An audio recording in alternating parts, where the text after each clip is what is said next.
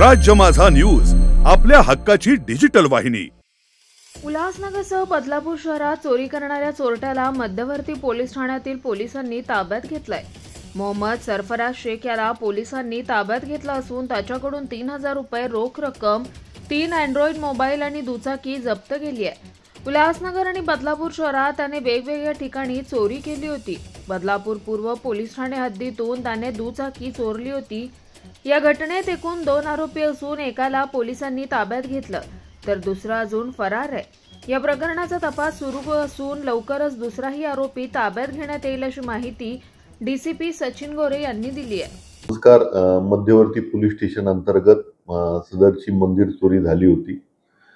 या अनुषंगाने सदर पोलीस स्टेशनचे इंचार्ज श्री अवताडे, क्राइम पीटर श्री पादीर आणि तपास पथकातले अधिकारी श्री महेश काळे आणि त्यांची टीम तपास करत होती।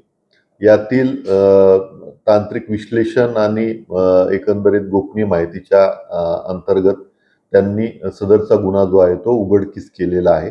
यामध्ये एकूण 2 आरोपी असून त्यातला मूळ आरोपी जो आहे त्याला आपण ताब्यात घेतलेला आहे आणि त्यामध्ये चोरीला गेलेले 3 मोबाईल, रोख रक्कम आणि तसेच बदलापूर पूर्व पोलीस स्टेशनच्या गुन्ह्यातील एक चोरी गेलेली मोटरसायकल जी आहे ती जप्त करण्यात आलेली आहे। इतर दुसऱ्या आरोपीचा शोध तपास पथक घेत आहे आणि त्याचा PCR घेऊन आणखी काही गुन्ह्यात त्याचं सहभाग निष्पन्न होत आहे का या अनुषंगाने मध्यवर्ती पोलीस ठाण्याचे तपास पथकातील अधिकारी कर्मचारी तपास करत आहेत। राज्य माझा न्यूज, आपल्या हक्काची डिजिटल वाहिनी।